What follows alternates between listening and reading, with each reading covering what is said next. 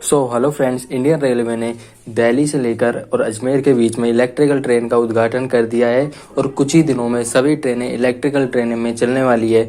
तो ये मेरे को इतनी सी न्यूज़ आप तक आपको देनी थी, तो आप इतने वीडियो को एंजॉय कीजिए।